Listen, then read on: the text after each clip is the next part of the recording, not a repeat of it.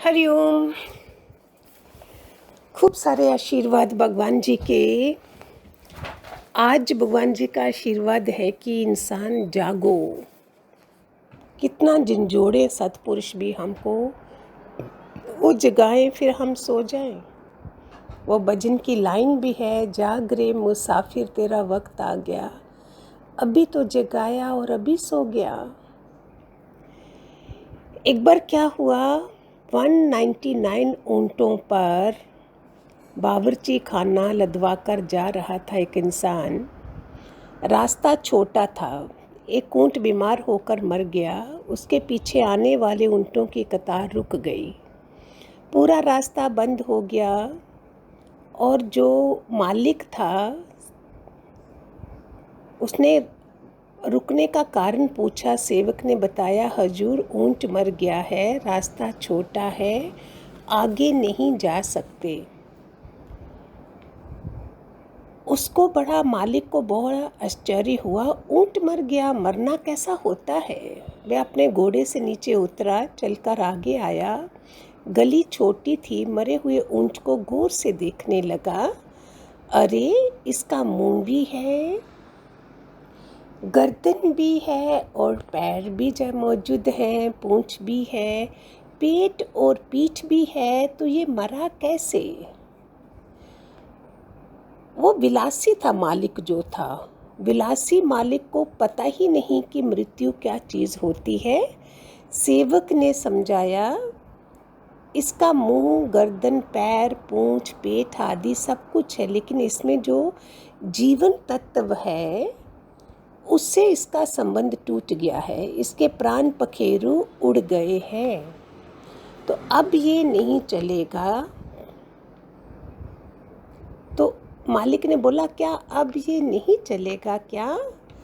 उसने बोला, चलेगा कैसे, ये सड़ गया, सड़ जाएगा, गल जाएगा, मिट जाएगा, ज़मीन में दफन हो जाएगा, या गीद को, चीले, कौवे, कुत्ते इसको खा जाएंगे। ऐसा ऊंट मर गया, मौत ऐसे होती है। तो सेवक ने बोला मालिक को, मौत अकेले ऊंट की ही नहीं बल्कि हम सबकी होती है, हमारी भी मौत हो जाएगी और मेरी भी।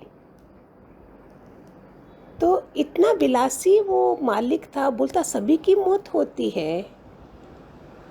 ऊंट की मृत्यु देखकर उसके चित्त को थोड़ा जंचकोरा सा हुआ, वैराग्य का तूफान उठा। इतना विलासी, इसलिए आपको ये सुनाया आज। हम तो सदियों से भगवान का ज्ञान सुन रहे हैं। कोई 20 साल बोलेगा, 30 साल बोलेगा, 10 साल बोलेगा, फिर भी उधर बैठे हैं। और ये इतना विलासी मालिक था, उसको वैराग्य का तूफान उठने लगा। कभी किसी गुरु के पास नहीं गया, नहीं सत्संग सुना। युगों से और जन्मों से प्रगाढ़ निद्रा में सोया हुआ आत्मदेव अब ज़्यादा सोना नहीं चाहता था शायद।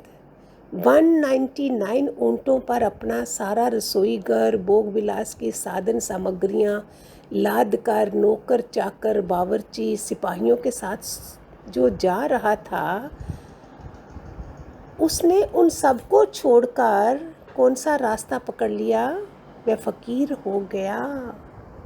कितनी शर्मनाक बात है ना। कोई गुरु नहीं था, कोई सत्संग में नहीं बैठा था जो रोज सुबह सुबह शाम भाग रहा था सत्संग में। वह फकीर हो गया। उसके हृदय से एक प्रार्थना उठी, हे खुदा, हे परवरदिगार, हे जीवनदाता, ये शरीर कब्रिस्तान में दफनाया जाए, सड़ जाए, गल जाए, इसके पहले तू मुझे अपना बना ले मालिक। कौन बोल रहा है? एक ऑर्डिनरी इंसान, विलासी इंसान, उसकी आत्मदेव जाग गया। उसके अंदर वैराग्य की ज्योति ऐसी जली कि उसने अपने साथ कोई सामान नहीं रखा, केवल एक मिट्टी की हांडी साथ में रखी। उसमें भिक्षा मांगकर खाता था, उसी से पानी पी लेता था, उसी को सिर का सरहाना बनाकर सो लेता था। इस प्रकार बड़ी विरक्तता से वह जी रहा था। एक झटका लगा, एक सेकंड लगा। एक बार वो हांडी का सरैना बनाकर दोपहर को सोया था। कुत्ते को भोजन की सुगंध आई तो हांडी को सूंघने लगा, मुंह डालकर चाटने लगा। उसका सिर हांडी के छोटे मुंह में फंस गया और वह अपनी भाषा में क्यों क्यों करके बोल रहा था। हांडी के सिर के बल खींचने लगा। फकीर की नींद खुल गई। वह उठ बैठा तो कुत्ता हांडी के साथ भागा।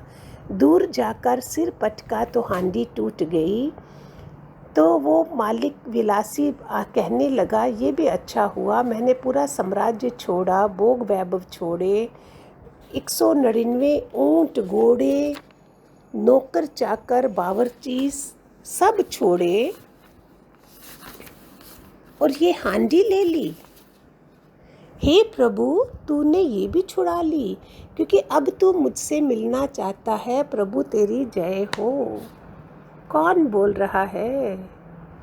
जिसको लगना है, झटके से लगना है, नहीं लगना है तो लाखों करोड़ों वानियाँ हमने भगवान की सुन ली होंगी, पूरे शरीर की, पूरी आत्मा की, सब सुन लिया होगा।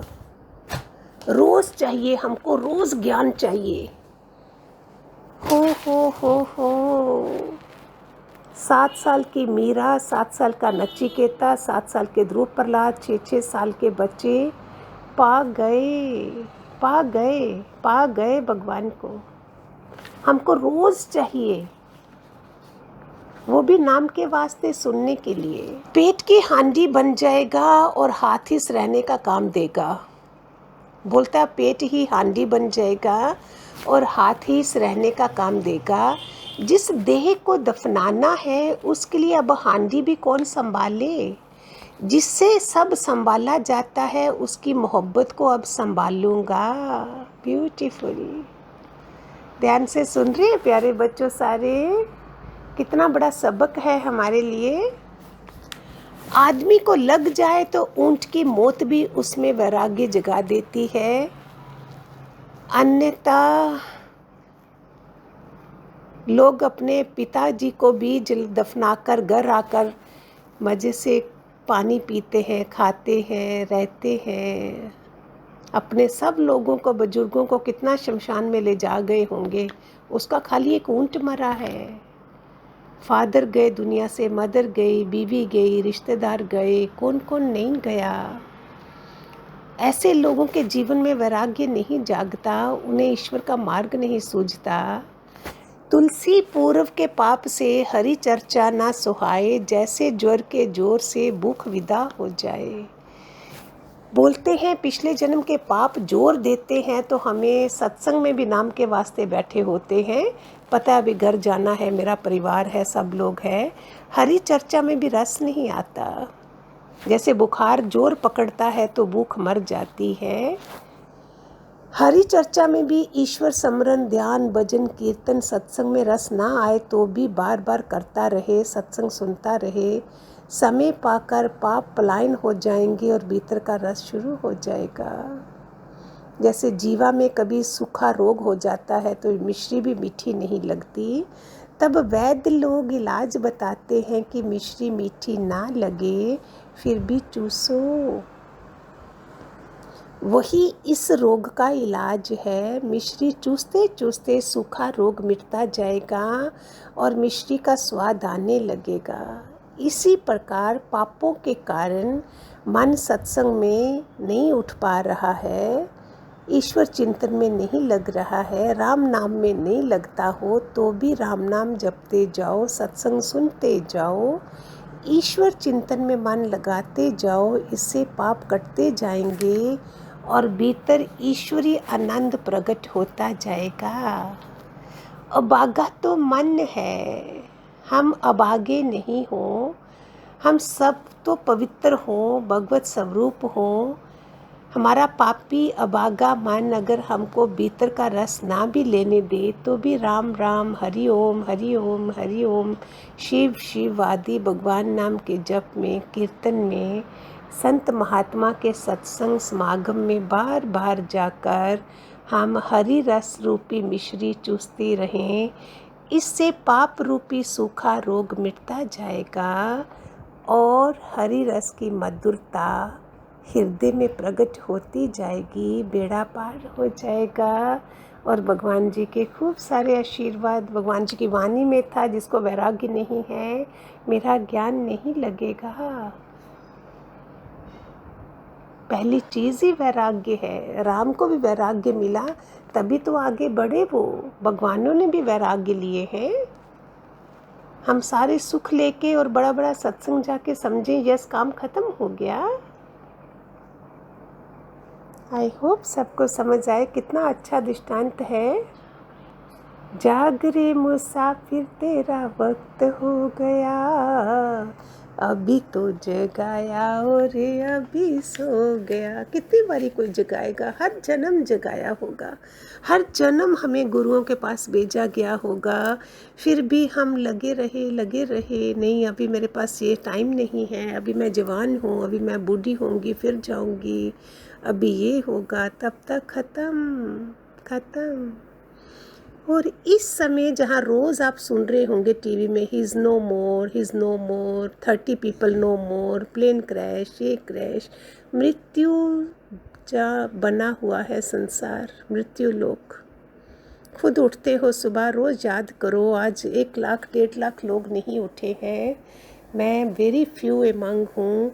तो मैं क्यों ना खुशी से हंसते हंसते घर वालों को हरिओम मुस्कुरा तो दे। दादा भगवान बोलते थे गुनगुनाना, मुस्कुराना तेरा काम होना चाहिए।